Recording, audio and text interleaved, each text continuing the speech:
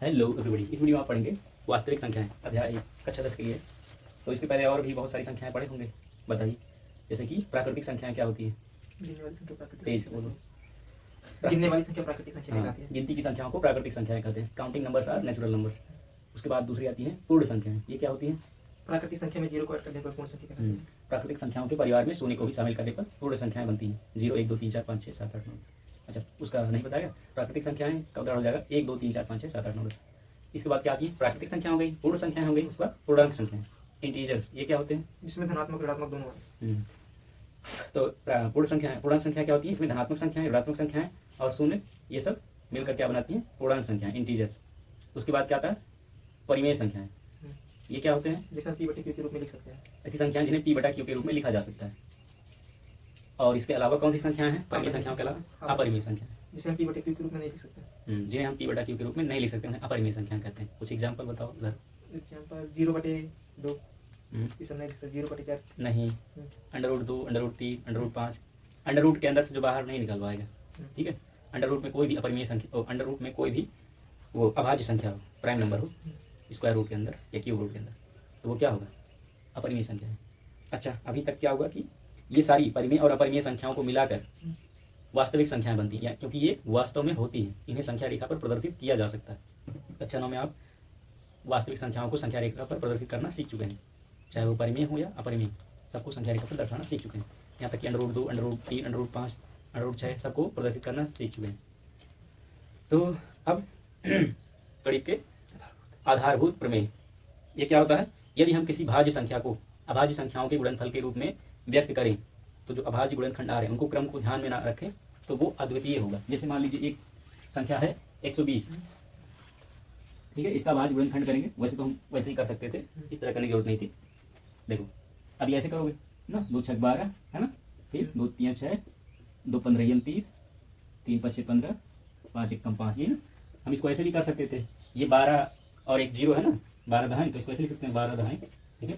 फिर 12 को क्या लिख सकते हैं? 2 गुणे 6 गुणे 10, ठीक है। फिर 2 गुणे 6 को क्या लिख सकते हैं? 2 गुणे 3, और 10 को क्या लिख सकते हैं? 2 गुणे 5।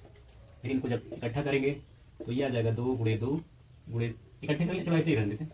ये देखो, तो यहाँ 120 को अगर ऐसे लिखा जाए तो क्या लिखेंगे? 2 गुणे 2 गुणे 2, कितनी बार है? 3 बार, गुणे 3 गुणे 5, यही ना। तो 120 का अभाज्य गुणनखंड कैसे भी करो तो क्या आएगा? 3 बार 2 आएगा, 1 बार 3 आएगा और 1 बार 5। 2 दूना 4, 4 दूना 8, 8 3 24, 24 5 120, ऐसे 5 3 15, 15 दूना 30, 30 दूना 60, 60 दूना 120। यहाँ देखा जाए 2 गुणे 2, यहाँ देखो लगातार 3 बार 2 आया है ना, और यहाँ देखो 2 गुणे 2 गुणे 3, फिर गुणे 2, 2 यहाँ है, फिर 3 है, फिर तीसरा वाला 2 यहाँ है, फिर 5। तो उससे आधारभूत प्रमेय क्या है? यदि हम किसी भाज्य संख्या को अभाज्य संख्याओं के गुणनफल के रूप में लिखें, गुणनखंड करके गुणनफल के रूप में लिखें, तो वो अभाज्य संख्याओं के आने वाले क्रम के बिना, यानी कि अगर हम क्रम को ध्यान में ना रखें कि कौन पहले आ रहा है, 2 कि 3 कि 5, उसको ध्यान में ना रखें तो वो अद्वितीय होता है। तो यहाँ अद्वितीय क्या है कि अगर हम 120 का गुणनखंड करें तो वो क्या होगा? 3 बार 2, 1 बार 3 और 1 बार 5 आएगा। या यूं कर ले, कोई ऐसी संख्या जिसका हम अभाज्य गुणनखंड किए, उसमें 3 बार 2 आ रहा हो और आगे पीछे कहीं भी हो सकता है, 1 बार 3 आ रहा और 1 बार 5, तो वो संख्या 120 ही होगी, उसके अलावा कोई संख्या हो ही नहीं सकती, ठीक है। कोई और संख्या होगी तो उसमें हो सकता है एक्स्ट्रा 2 आ जाए, 3 आ जाए, 5 आ जाए, या 7 आ जाए, या 2 बार ना, 3 बार ना के 2 ही बार आए, या हो सकता है 3 ना आए, ठीक है। तो अगर पता चला कि कोई एक संख्या है जिसका गुणनखंड करने पे 1 बार 5 आया, 1 बार 3 आया और 3 बार 2 आया, तो वो संख्या कौन सी होगी? 120 होगी। यही है अंकगणित का आधारभूत प्रमेय।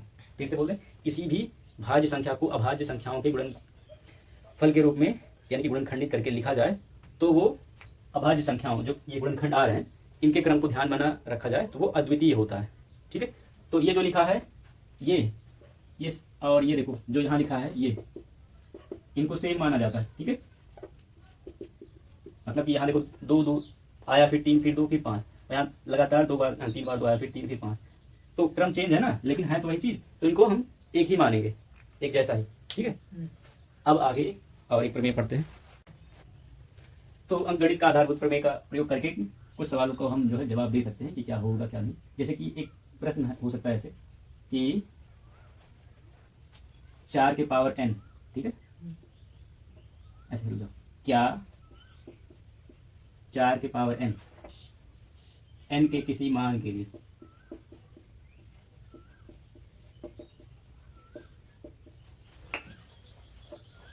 शून्य पर समाप्त हो सकता है।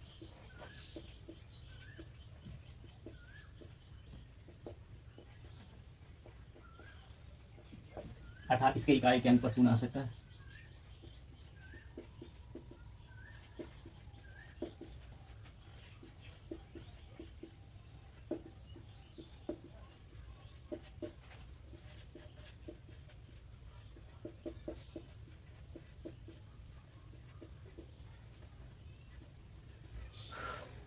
तो प्रश्न क्या है इसको समझ लीजिए। 4 के पावर n के किसी मान के लिए शून्य पर समाप्त हो सकता है, यानी कि n का मान हम रखते जाएं। जैसे 4 के पावर n है ना, तो 4 के पावर n बराबर 1 रख दें, तो 4 के पावर 1 क्या होगा, 4 ही होगा। 4 के पावर n की जगह पे हम 2 रख दें, तो 4 के पावर 2 मतलब क्या, 4 गुणे 4, 4 चौके 16। 4 के पावर 3, 4 चौके 16, 16 चौके 64, ऐसे 4 गुणे 4 गुणे 4, 4 चौके 16, 16 चौके 64। ऐसे अगर हम इसका मान रखते जाएं, 4 के पावर 4 मतलब 4 गुणे 4 गुणे 4 गुणे 4, 4 चौके 16, 16 चौके 64, 3 4 64 चौके 64 गुणे 4 लिख लेते हैं। देखो ये 64 हो गया, 3 मिला के है ना, ये 4 चौके 16, 4 छक 24 और 25, 256। तो ऐसे हम 4 का मान रखते जाएं, n का मान रखते जाएं, यानी कि इसका पावर बढ़ाते जाएं।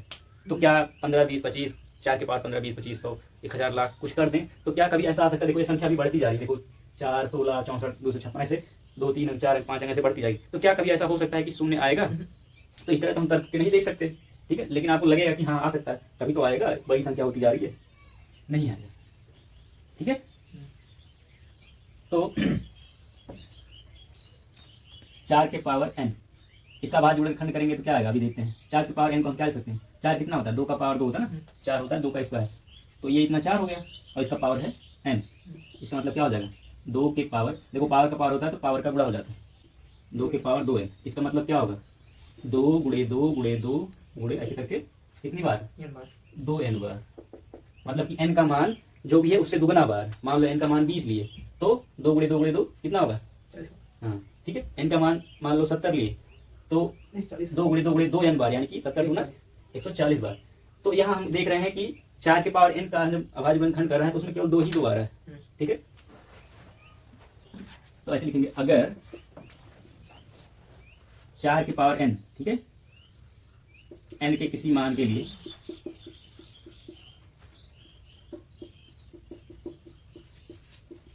शून्य पर समाप्त होता, तो वह संख्या 5 से विभाज्य होती, ठीक है, 5 से विभाज्य होगी।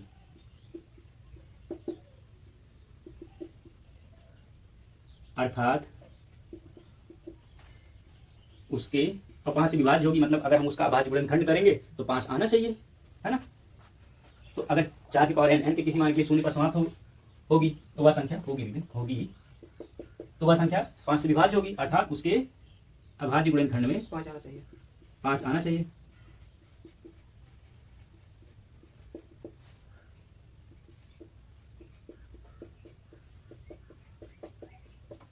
परंतु हम देखते हैं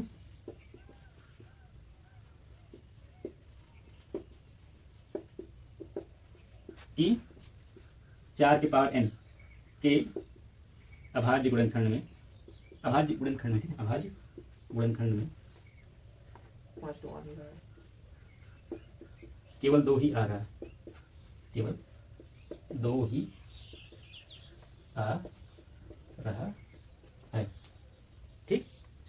अतः तो वो अंकगणित के आधारभूत प्रमेय से यह सिद्ध होता है कि 4 के पावर n कभी भी शून्य पर समाप्त नहीं हो सकता। आप 4 के पावर कई लाख या करोड़ों की ले लो, लास्ट में या तो 4 आएगा या 6 आएगा, 0 कभी नहीं आएगा, ठीक है। अतः अंकगणित के आधारभूत प्रमेय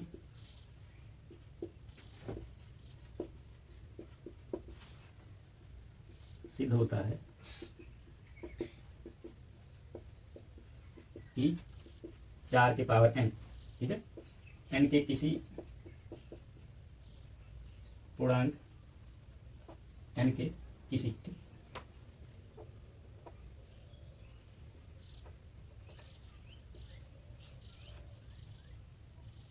धनात्मक मान के लिए, यही था ना क्वेश्चन सवाल में, मतलब बुक में,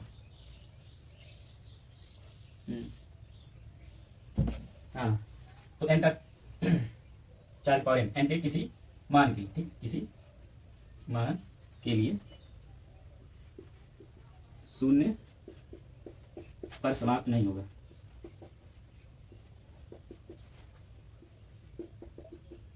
अच्छा, n क्या, n का मान वो प्राकृतिक संख्या है, ठीक है, यहाँ लिख दे रहे हैं n क्या है, n जो है ये एक प्राकृतिक संख्या है।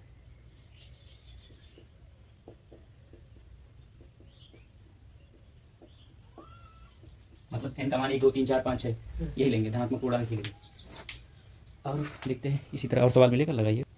चलो लासा मासा से यानी कि एलसीएम से रिलेटेड एक फैक्ट और बता देते हैं, आगे सवाल नहीं होगा। तो किन्हीं दो धनात्मक पूर्णांक कौन होता है, वही प्राकृतिक संख्या, ठीक है, किन्हीं दो धनात्मक पूर्णांक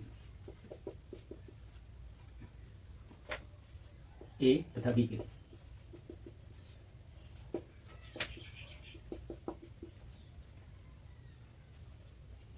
एचसीएफ ऑफ ए बी गुणे एलसीएम ऑफ ए बी बराबर क्या होगा, ए गुणे बी। मतलब ये है कोई भी दो धनात्मक पूर्णांक है ए बी, तो ए बी का एचसीएफ यानी कि मासा और गुणे उनका लासा यानी कि एलसीएम उन दोनों संख्याओं के गुणनफल के बराबर होता है। एक अच्छा 4 5 या 6 में भी आपको बताया दिया जाता है, इसका यूज करके बहुत सारे सवाल लगाते हैं, ठीक है। अब देखते हैं प्रश्नावली 1.1। पहला प्रश्न दिया है निम्नलिखित संख्याओं को अभाज्य गुणनखंडों के गुणनफल के रूप में लिखिए। तो 5 दिया है, 140, 156, 3825, 5005 और 7429। तो कौन सा करें, चलो तो कोई बोलो, कर दे, बाकी सब करें, कोई भी ये वाला कर दे। तीसरा 3825, तो देखो करना कैसे, ऐसे लिख लेना है 3825, ऐसे लाइन खींचना है ये, ठीक, उसके बाद करते जाना। तो देखो लास्ट में 5 है यानी कि ये 5 से कटेगा, तो 5 7 35, ठीक है। 38 में से 35 घटा लो, कितना बचेगा 3, 2 आएगा, कितना हो जाएगा 3 2 32, 5 6 30, 32 में से 30 घटा लो 2 बचेगा, फिर 5 उतरेगा, 2 और 5 कितना हो जाएगा 7, नहीं जोड़ के नहीं, 2 5 यानी कि 2 2 5 25, 5 25 25, लास्ट में 5 है यानी कि 5 से भाग जाएगा, ठीक है। तो 5 1 5, 7 में से 5 घटा लो 2 बचेगा, 2 और 6 कितना हो जाएगा 26, 2 6 5 25 25, ये नहीं 26 से चल रहा, अब इसे लिखा नहीं रहता, अब ठीक है। अब तो हाँ 5 दिया 15, अब 153 ये किससे कटेगा, अच्छा इनको जोड़ लो, 1 को 5 6 और 3 9, जोड़ने पे 9 आ रहा है यानी कि 3 से कटेगा, 9 से भी कटेगा, लेकिन हम 3 से काटेंगे, अभाज्य गुणनखंड करना, 3 5 15, 3 1 30, फिर 3 से कटेगा, देखो 5 1 6, जोड़ने पे 3 6 आ रहा है, 3 के पहाड़ी में आएगा तो 3 से कटेगा, तो 3 1 3, 5 में से 3 गया तो 2 और 1 21, 3 7 21, अब 17 क्या है, अभाज्य है, तो 17 1 17, ठीक। तो इनको कैसे लिखना है, 3825 को ऐसे लिखेंगे, 5 गुणे 3 गुणे 17। अब इसको ऐसे लिख लो, चाहे अगर हम इसको अवरोही या आरोही क्रम में लिखें तो और अच्छा लगेगा, और वही ज़्यादातर लोग लिखते हैं, लिखा जाता है, मतलब कि पहले छोटा वाला 3 गुणे 3 ऐसे लिख लें, या 3 के स्क्वायर, हाँ 3 गुणे 3, फिर 5 गुणे 5, फिर गुणे 17। अगर हम इसको घात के रूप में लिख लें तो और सुंदर लगेगा, 3 गुणे 3 कितना बार, 2 बार, यानी कि 3 के पावर 2, 5 गुणे 5 कितनी बार है 2 बार, 5 के पावर 2 और गुणे 17 के पावर 1, ऐसे। तो आप यहीं तक लाके छोड़ देंगे या ऐसे ही लिख लेंगे, या ऐसे, इनमें से कोई सा भी इसमें ऐसे करना है, ठीक है, बाकी आप लोग करो। चलो चौथा ये 5वां अभी लगा देते हैं, 7429, बड़ा है नहीं, तो कितने से कटेगा, देखो लास्ट में सम संख्या नहीं है, इवन नंबर नहीं है, यानी कि 2 से नहीं कटेगा, चेक करना है 3 से कटेगा कि नहीं, तो जोड़ना पड़ेगा, 7 4 11 और 2 13, 13 और 9 22, 21 आया होता तो 3 7 21, तो 3 से कटता, 3 से भी नहीं कटेगा, 5 से भी नहीं कटेगा, देखो अभाज्य संख्याओं से चेक करते जा रहे हैं, 2 से नहीं कटा, 2 एक अभाज्य संख्या, 3 से भी नहीं कटा, अब 5 से चेक करेंगे, 5 से कटने का रूल क्या है, लास्ट में 0 या 5 होना चाहिए, 5 से भी नहीं कटेगा, ठीक है। 7 से कटेगा, चेक कर लें, 7 1 7, 7 6 42, 7 1 7, 2 बच जाएगा, हाँ। 7 से भी नहीं कटेगा, 11 से कटेगा, 11 से कटने का रूल क्या है, ऐसे एक एक करके जोड़ लेते हैं, 9 और 4 को जोड़ लो कितना आ जाएगा 13, ठीक है, माइनस 7 और 2 9, इनका डिफरेंस लो कितना आ जाएगा 4, तो ठीक है। विषम स्थानों पर अंकों को जोड़ लेते हैं, और देखो ये पहले स्थान पे और ये तीसरे विषम स्थान पे, इनको जोड़ लिए, और सम स्थान पे यानी कि दूसरे चौथे छठवें 8वें इन स्थानों पर जो है उनको जोड़ के इन दोनों का अंतर ले लेंगे। अगर वो अंतर 0 आ रहा है, 11 आ रहा है या 22 आ रहा है, तो वो 11 से कटेगा, और 0 11 22 इनके अलावा कुछ और आ रहा है 1 2 3 4 5 6, तब वो 11 से नहीं कटेगा, तो ये 11 से भी नहीं कटेगा, ठीक है। 13 से कटेगा कि नहीं चेक कर लेते हैं, वैसे चेक कर लेंगे, रूल से चेक करेंगे तो टाइम लग जाएगा। तो 13 छः 78, 6 बन जाएगा 13 25 65, घटा लो 74 में से 9 बचेगा, ठीक है, 9 और 2 92, 13 7 91, 1 बचेगा, 19 हो जाएगा, नहीं कटेगा, 14 15 16 17, 17 से चेक कर ले, 17 3 51, 17 चौके 68, 17 चौके 68, तो 74 में से 68 घटा लो, कितना बचेगा, 6 और 2 62 हो जाएगा, फिर 17 3 51, 17 चौके 17 3 51, घटा लो 62 में से 51, कितना बचेगा, 11, 11 और 9 कितना हो जाएगा, 119, 17 हाँ 17 से कटेगा, 17 17 119, तो कितना, 17 चौके 68, ठीक है, 74 में से 68 घटा लो, 6 बचा, 6 और 2 6 2 62, तो 17 3 51, 17 चौके 68, है ना, ज्यादा हो जाएगा, कितना था वो 62, 62, तो 17 चौके 68, 17 3 51, 62 में से 51 घटा लेंगे, 11 बचेगा, 17 3 51, 11 11 और 9 1 9 119, ठीक है, 1 ढाई 1 119 हो जाएगा, ठीक, 17 17 119 कट गया। अब ये किससे कटेगा, तो हम चेक कर चुके हैं कि अभी तक ये 17 से पहले किसी भी अभाज्य संख्या से कट नहीं रहा था, ठीक, तो या तो 17 से कटेगा या उससे बड़ी अभाज्य संख्या से कटेगा, छोटी संख्या से कटेगा ही नहीं, ठीक, कटना होता तो कट गया होता ना, तो चेक कर लो फिर से 17 से कटेगा, 17 दूना 34, घटा लेंगे इसमें से 43 में से कितना बचेगा 9 और 7 9 7 कितना हो जाएगा 97, 17 3 51, 17 54, 17 85, नहीं कटेगा, 17 छक्का 102, 17 से नहीं कटेगा, फिर 17 के बाद कौन सा अभाज्य संख्या, 19 19 से कटेगा, 19 दूना 38, 19 3 57, 19 दूना 38, घटा लो 43 में से 38, 5 बचेगा, 5 और 7 57 हो जाएगा, 19 3 57, हाँ कट जाएगा, 19 से कट जाएगा, तो 19 दूना 38, ठीक है, 43 माइनस 38 5 5 और 7 7 हो जाएगा 57, 19 3 57, ये देखो, अब फिर उससे भी बड़ी संख्या 23 से कटेगा, 23 अभाज्य है ना, 23 एकम 23, तो इसको हम क्या लिख सकते हैं, अच्छा इसमें बहुत बच्चे बच जाएंगे, है ना, क्योंकि वो क्या करेंगे, इसको काटने के लिए चेक करेंगे 2 से कट रहा है कि नहीं, 3 से कट रहा है कि नहीं, फिर 5 से 7 से, ठीक है, 11 13 ज्यादा 13 तक चेक करेंगे, उसके बाद कहेंगे नहीं हो रहा, ठीक, हाँ उतना ही अभी उन लोग का दिमाग ही डेवलप होता है, और जो तेज बच्चे होते हैं उसके आगे भी वो चेक करेंगे तो कर ले जाएंगे, नहीं तो और लोग अटक जाएंगे, ठीक है, तो कितना हो गया 17 गुणे 19 गुणे 23, ठीक है, बाकी सवाल आप लगाइए।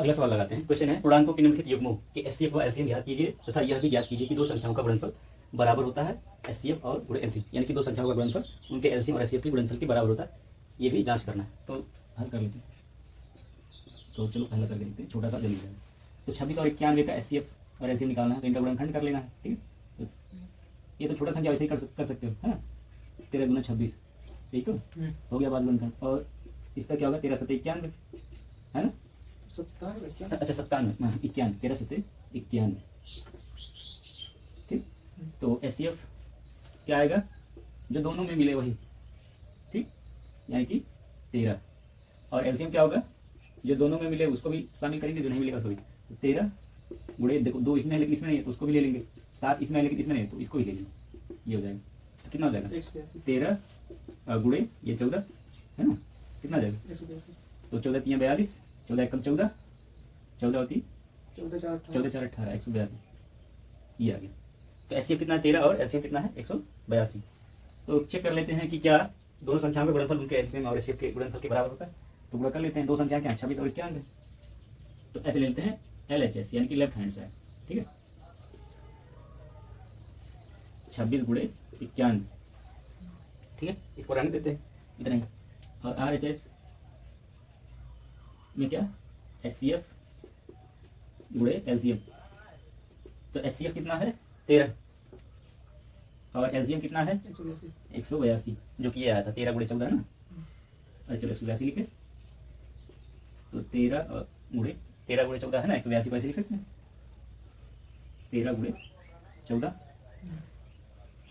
ठीक, अभी देखो 13 गुणे और 14 को क्या लिख सकते हैं 2 गुणे 7, हो गया, आप देखो 2 को यहाँ 13 के साथ ले लेते हैं, 2 गुणे 13, इनका क्रम बदल सकते हो कोई दिक्कत नहीं, ठीक है, और 13 गुणे 7, ये देखो इनको आगे पीछे कर लो कोई दिक्कत नहीं है, गुणा में जो है क्रम विनिमय नियम का पालन होता है, किसी और साचार्य नियम का भी पालन होता है, किसी के भी साथ गुणा कर लो अगर आपस में गुणा है सबको, तो ये कितना हो जाएगा 13 दूना 26 और ये 13 7 91, तो क्या ये इसके बराबर नहीं है, क्या गया 26 गुणे 91, 26 गुणे 91, ठीक है, तो ये क्या आ गया, यहाँ तक दिख रहा है, देखो नहीं दिख रहा, यहाँ तक दिख रहा है, तो ये आ गया ना कि एलएचएस बराबर आरएचएस, ठीक, ये देखो एलएचएस क्या था, दोनों संख्याओं का गुणनफल 26 गुणे 91, और हमने जब आरएचएस में एचसीएफ गुणे एलसीएम किया 13 गुणे 182, फिर उसको कुछ इस तरह व्यवस्थित किया कि ये बन गया क्या 26 गुणे 91, वही चीज़ आ रहा है ना।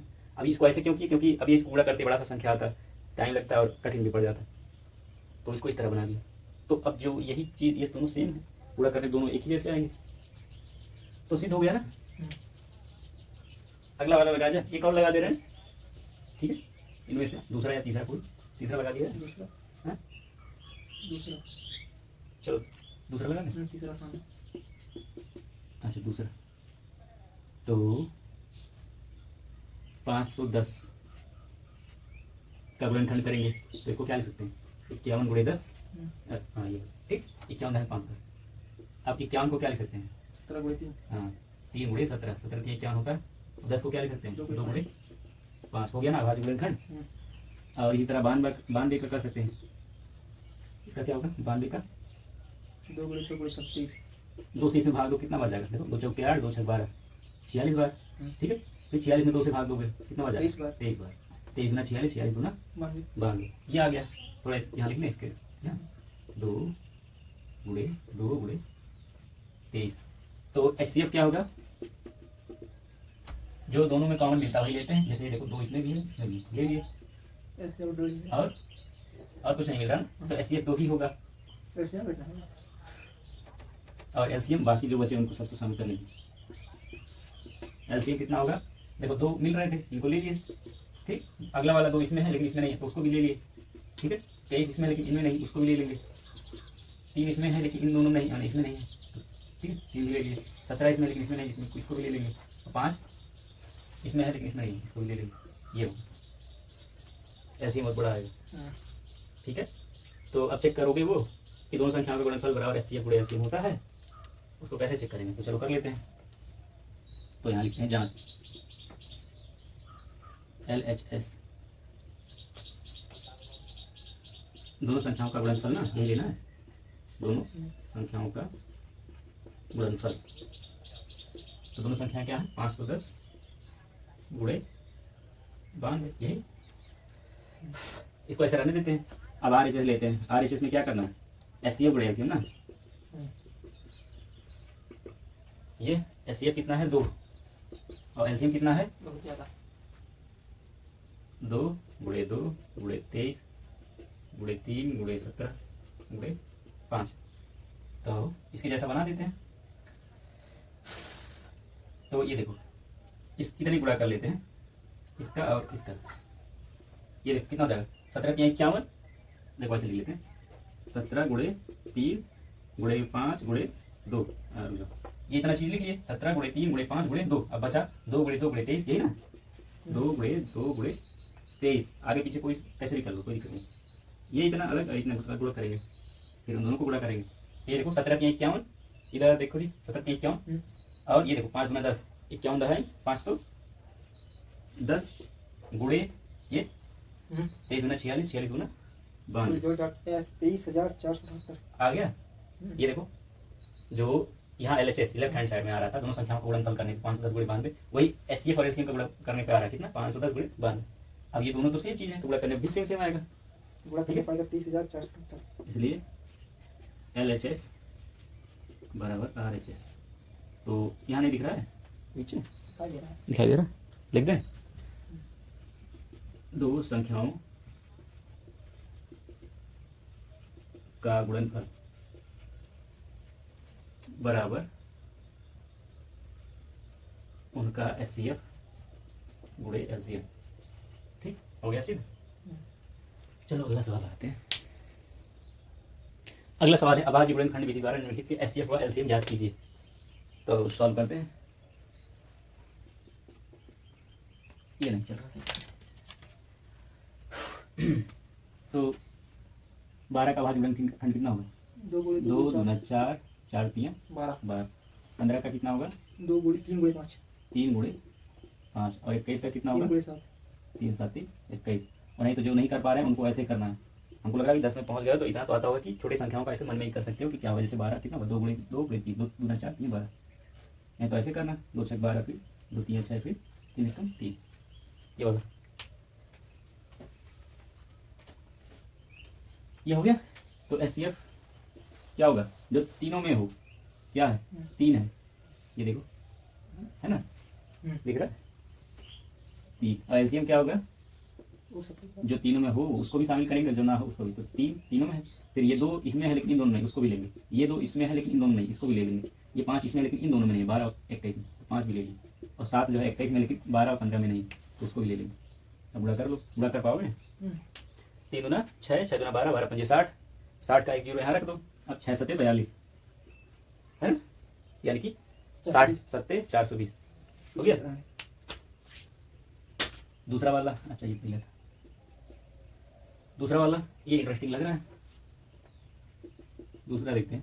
देखो 17, 23 और 29 ये क्या है, ये अभाज्य संख्या है, प्राइम नंबर, तो इनका अभाज्य गुणनखंडन नहीं होगा। ठीक है, तो अभाज्य संख्याओं का एचसीएफ सदैव 1 होता है, हमेशा 1 होता है, और एलसीएम उन सबका गुणनफल होता है।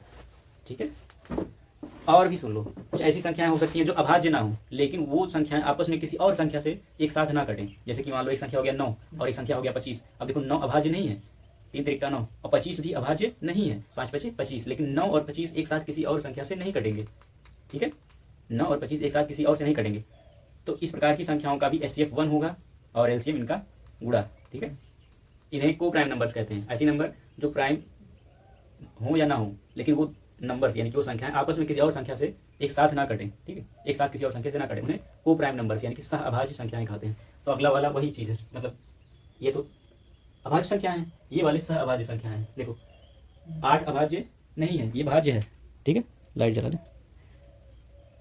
8 जो है भाज्य है, अभाज्य नहीं है, और 9 भी अभाज्य नहीं है, ये भाज्य है, 3 से भाग चला जाएगा। और 25 भी भाज्य है। ठीक है, प्राइम नंबर नहीं है, तो इसमें भी 5 से भाग चला जाएगा। तो ये तीनों अभाज्य नहीं है, लेकिन ये तीनों आपस में क्या है, को प्राइम यानी कि सह अभाज्य संख्या है। ये तीनों आपस में किसी एक संख्या से एक साथ नहीं कटेंगे, कोई 2 या तीनों। तो इनका एचसीएफ क्या होगा, 1 होगा, और इनका एलसीएम क्या होगा, इनका गुणनफल। समझ गए? तो 17, 23 और 29, क्योंकि ये अभाज्य संख्याएं हैं, ऐसे भी लिख सकते हैं, अभाज्य संख्याएं हैं, अतः इनका एचसीएफ 1 होगा। ठीक है, तथा एलसीएम क्या होगा, इनका गुणनफल 17 गुणे 23 गुणे 29। क्यों? क्योंकि अभी मान लो ऐसे अभाज्य गुणनखंड के रूप में लिखोगे, जैसे 12 को लिख रहे हैं 2 गुणे 2 गुणे 3, 17 को कुछ नहीं ऐसे लिख सकते, 17 को 17 ही लिख सकते, 17 बराबर 17, 23 को कुछ बड़े कुछ नहीं लिख सकते, 23 ही रहेगा, किसी और से कटेगा नहीं, और 29 को भी। तो इनमें जब कॉमन ढूंढोगे ऐसे एचसीएफ निकालने के लिए, तो कुछ नहीं मिलेगा, तो 1 ही खाली मिलेगा। ठीक है, तो एचसीएफ क्या हो जाएगा 1, और एलसीएम के लिए जब ढूंढोगे तो कोई नहीं मिलेगा, यानी कि सबको लेना पड़ेगा, 17 को भी, 23 को भी, 29 को, तो उनका गुणनफल हो जाएगा। ठीक है, इस तरह ये देखो तीसरे वाले के लिए क्या, तो इसको लिखेंगे क्योंकि 8, 9 और 25 सह अभाज्य संख्याएं हैं।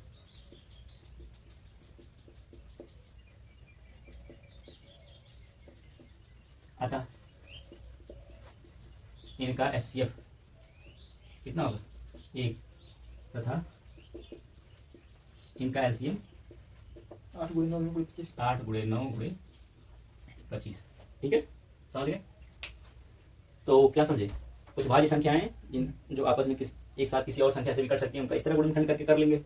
और कुछ ऐसी संख्याएं आ सकती हैं जो अभाज्य हों, तो उनका एचसीएफ हमेशा 1 होगा, और एलसीएम उनका गुणा उन संख्याओं का। और कुछ संख्याएं ऐसी हो सकती हैं जो अभाज्य तो नहीं होंगी, लेकिन आपस में सह अभाज्य होंगी, यानी कि वो किसी और नंबर से, किसी और संख्या से एक साथ नहीं कटेंगी। जैसे 8 जो है 2 से कटेगा, 4 से कटेगा और 8 से कटेगा, लेकिन 9 नहीं कटेगा, ना ही 25, 2 4 वो 8 से, 9 3 से कटेगा और 9 से कटेगा, लेकिन 8 और 25 उससे नहीं कटेंगे, 25 5 से कटेगा और 25 से कटेगा, लेकिन 8 और 9 नहीं कटेंगे। समझ गए? तीनों में से कोई 2 या तीनों एक साथ किसी से नहीं कट रहे हैं, तो इनका एचसीएफ क्या होगा, हमेशा 1, और एलसीएम क्या होगा, इनका गुणनफल। अगला सवाल है, ये लिखा एचसीएफ, इसको ऐसे पढ़ेंगे, एचसीएफ ऑफ 306 एंड 657, यानी कि 306 और 657 का एचसीएफ 9 दिया है, और 306 और 657 का एलसीएम याद कीजिए। तो वो जो गुण बताएं एलसीएम एचसीएफ का 2 संख्याओं के लिए, उसका प्रयोग करके निकालना है। क्या होता है, 2 संख्याओं का गुणनफल उनके एलसीएम और एचसीएफ के गुणनफल के बराबर होता है। तो दोनों संख्याएं दिए हैं, ठीक है, देखो ये दोनों संख्याएं दी हैं, उनका एचसीएफ दिया है, एलसीएम याद करना है। तो उन संख्याओं के गुणनफल में हम एचसीएफ से भाग दे दें तो एलसीएम पता चल जाएगा। ये देखो ऐसे होता है कि कोई 2 संख्याओं का गुणनफल यानी कि AB बराबर क्या होता है, एचसीएफ ऑफ AB, ठीक है, A व B गुणे एलसीएम ऑफ AB। अरे AB वही है, A कितना है 306 और B कितना है 657। तो हमको एचसीएफ पता है, एलसीएम याद करना है, तो इसको इधर भेज दो। 2,05,800 तो ए गुणे बी बटे एचसीएफ ऑफ ए बी 205,812 बराबर एलसीएम ऑफ ए बी। ठीक, तो ए बी, ए मतलब कितना 306 गुणे बी यानी कि 657 बटे एचसीएफ ऑफ 306 एंड 657 657 यही ना। तो 306 गुणे 657 बटे इनका एचसीएफ कितना दिया है 9। वही मतलब संख्याओं का गुणा करके एचसीएफ से भाग दो तो एलसीएम पता चल जाएगा। एलसीएम दिया है तो संख्याओं का गुणनफल में एलसीएम से भाग दे तो एचसीएफ पता चल जाएगा। या कोई दो संख्या में से एक संख्या दिया है, एक तो मिसिंग है, तो एलसीएम एचसीएफ का गुणन करके जो संख्या ज्ञात है उससे भाग दो तो दूसरा संख्या पता चल जाएगा। ठीक, तो 9 से भाग दे देते हैं। हाँ कितनी बार जाए, ये देखो 6 और 3 9 कट जाएगा ना, 9 9 और ये कितना बार जाएगा इसमें 9 3 27 30 में 27 घटा लो 3 बचेगा, 3 बचे 36 9 4 36 पूरा करने बड़ा सा नंबर आएगा। तो एलसीएम ऑफ ये बी मतलब वही कितना 306 और 657 का एलसीएम कितना आ रहा है, यही पूरा करना पड़ेगा। 34 गुणे 657 2 लाख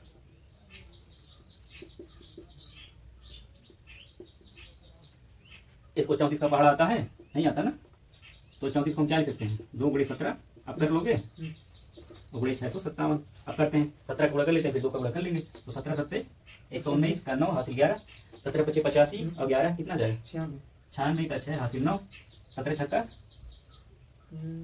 102 और 9 कितना हो जाएगा 111 और गुणे 2 है। ठीक, 2 का भी गुणा कर लेते हैं, चलो यहाँ लिख लेते हैं। तो 2 का गुणा कर लो, 2 9 18 2 छक्के 12 और 1 13 2 1 कम 2 1 3 2 1 कम 2 2 1 कम 2 कितना आ गया 22,338। हमारा पाया 2,05,812। मेरे को आंसर चेक कर लेते हैं कौन सा है 1.1 का चौथा बहुत कितनी हुई है कितना है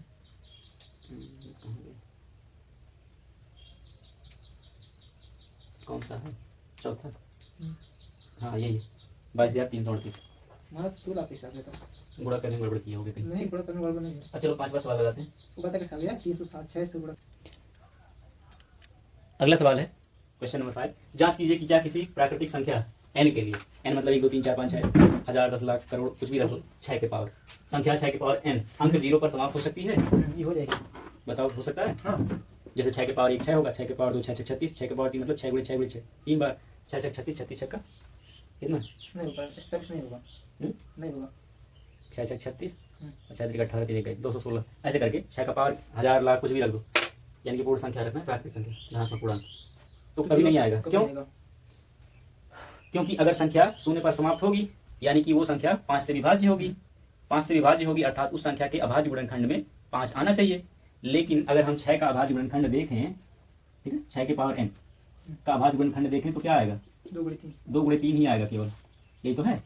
यानी कि क्या आएगा देखो ऐसे आएगा ना 2 गुणे 3 2 गुणे 3 गुणे 2 गुणे 3 गुणे 2 गुणे 3, यही कितना बार n बार आएगा ना। अरे 2 गुणे 3 के पावर n यानी कि 6 के पावर n मतलब 2 गुणे 3 2 3 6 के पावर n यानी कि 2 गुणे 3 2 गुणे 3 2 गुणे 3 ये कितना बार आएगा n बार, मतलब कि क्या ये 2 के पावर कितना होगा n यानी कि 2 भी n बार आएगा और 3 भी n बार आएगा। तो इसमें 5 आ रहा है कहीं नहीं, तो हम 6 के पावर n का अभाज्य गुणनखंड करने पे देखते हैं कि उसके अभाज्य गुणनखंड में केवल 2 और 3 ही आता है, 5 नहीं आता है, अर्थात 6 के पावर n कभी भी शून्य पर समाप्त नहीं हो सकता। ठीक है, हो गया।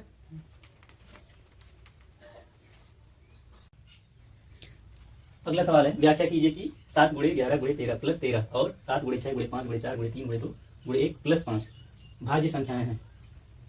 तो इनको दिखाना है कि ये भाज्य संख्या है।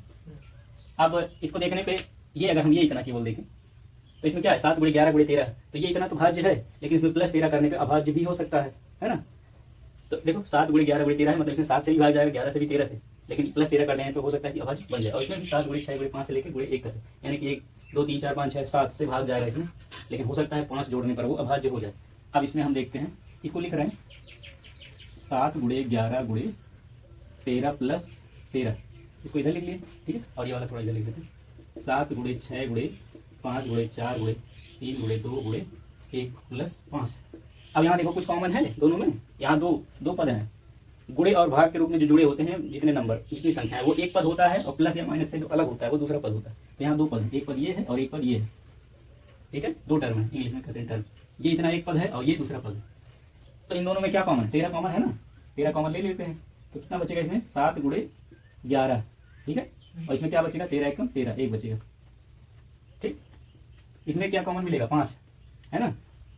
ये देखो 7 गुणे 6 गुणे 5 गुणे 4 गुणे 3 गुणे 2 गुणे 1, यहाँ 5 है और इस वाले में 5 है, 5 कॉमन ले लिए, क्या बचेगा 7 गुणे 6 गुणे 4 गुणे 3 गुणे 2 गुणे 1 प्लस 5 एकम 5 1। अब यहाँ देखो इसको हम ऐसे लिख सकते हैं ना, 13 गुणे, अब ये देखो ऐसे कर सकते हैं 11 77 78, ऐसे भी लिख सकते हैं 13 गुणे 78। तो मान लो ब्रैकेट के अंदर ढेर सारा संख्या होता तो हम आसानी से गुणा करके नहीं लिख पाते, मुश्किल होती ना। तो या तो 78 लिख दो या तो ऐसे ही रहने दो, कोई दिक्कत नहीं है, ठीक है। 7 गुणे 11 प्लस 1, ठीक, क्योंकि इधर ये बड़ी संख्या है, इनको कर सकते हैं गुणा, लेकिन मुश्किल होगी। अब जैसे गुणा करोगे ऐसे ना, तो 3 6 6 24, फिर इधर 24 6 24 का पढ़ा नहीं आता, फिर वो जो आएगा उतना सत्य, फिर दिक्कत होगी। तो इसको क्या लिख सकते हैं, 5 गुणे ये कितना है, 7 गुणे 6 गुणे 4 गुणे 3 गुणे 2 गुणे 1 प्लस 1। अब यहाँ देखो समझो 13 गुणे समथिंग है, ये पूरा एक संख्या है, इनको गुणा कर लोगे और 7 गुणे 11 और प्लस 1 जोड़ लोगे, जैसे 77 78। तो ये एक संख्या गुणे दूसरी संख्या है, तो दो संख्याएं गुणे के रूप में है, तो क्या ये भाज्य नहीं है, इसमें 13 से भी भाग जाएगा और इस संख्या से भी भाग जाएगा, जो करने पाया रहा था 78 आ रहा था ना, ठीक। तो ये भाज्य संख्या है कि नहीं, सिद्ध हो गया। और यहाँ देखो 5 गुणे इतना लिखा है, अब इसको हम गुणा कर लेंगे 7 गुणे 6 गुणे 4 गुणे 3 गुणे 2 गुणे 1 प्लस 1 करके कोई एक संख्या आएगा कि नहीं आएगा, तो ये हो जाएगा 5 गुणे समथिंग, मतलब जो भी नंबर आएगा। तो इसमें इसको टोटल जो आएगा उसमें 5 से भी भाग जाएगा, क्योंकि इसका एक गुणनखंड क्या है 5 है, और एक गुणनखंड ये है पूरा जो ब्रैकेट के अंदर है, यानी कि इसमें भी दो संख्याओं से भाग चला जाएगा, और ज़्यादा से भी ज़्यादा, ठीक है, लेकिन कम से कम दो संख्याओं से भाग चला जाएगा। तो ये दोनों क्या है, भाज्य संख्या है, ठीक है। अतः यह संख्याएं भाज्य संख्याएं, भाज्य संख्या से करना, यह संख्याएं भाज्य हैं या भाज्य संख्याएं, हो गया। 7वां सवाल है, किसी खेत के मैदान के चारों ओर वृत्ताकार पथ है, इस मैदान का एक चक्कर लगाने में सोनिया को 18 मिनट लगते हैं, जबकि इसी मैदान का एक चक्कर लगाने में रवि को 12 मिनट लगते हैं। मान लीजिए दोनों एक ही स्थान और एक ही समय पर चलना प्रारंभ करके एक ही दिशा में चलते हैं, तो कितने समय बाद पुनः वो प्रारंभिक स्थान पर मिलेंगे। तो देखो ऐसे वृत्ताकार पथ है, ठीक है। तो ये कौन सा सवाल है, 7वां, हाँ, क्वेश्चन नंबर 7। छोटा बना थोड़ा बड़ा बना लो, ये वृत्ताकार मैदान हो गया। तो एक चक्कर लगाने में सोनिया को 18 मिनट लगते हैं, ठीक है। सोनिया जो है एक चक्कर लगाती है 18 मिनट में, और कौन है, रवि को 12 मिनट लगते हैं।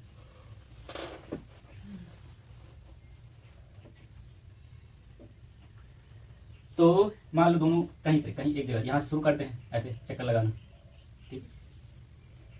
तो सोनिया हर 18 मिनट में एक चक्कर लगा लेगी, 18 मिनट में एक चक्कर, फिर 18 मिनट 36 मिनट में दूसरा चक्कर, 18 54 मिनट में तीसरा चक्कर, और रवि 12 मिनट में एक चक्कर लगाएगा।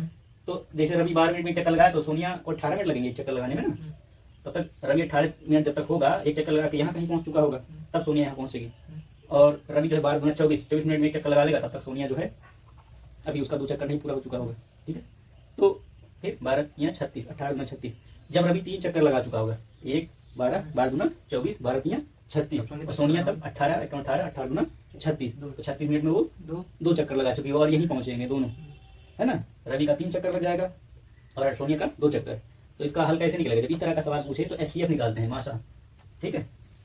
तो 18 और 12 और 18 का जो है SCF निकालना होता है, SCF ऑफ 12 एंड 18, ठीक है।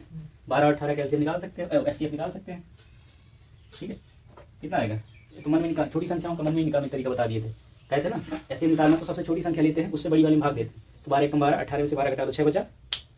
ओ सॉरी, LCM निकालना, SCF बोल दी, LCM निकालना। LCM जब इस तरह का आ जाए कि 2 3 दिया हो, कितने समय में एक चक्कर लगाते हैं, या और मतलब कितने टाइम तीनों एक साथ आते हैं, चारों या दोनों, तब LCM निकालना होता है, LCM, ठीक है। तो LCM के लिए क्या करते हैं, बड़ी वाली संख्या लेते हैं, बड़ी वाले चेक करते हैं छोटी वाले से कट रहा है कि नहीं। तो 12 एकम 12, 12 24, 18 नहीं कट रहा है, उसका दुगना कर दो 18 का, कितना जगह 18 36। अब चेक करो 12 कट रहा है कि नहीं, तो 12 3 36, 36 कट गया, 36 ही क्या होगा एलसीएम।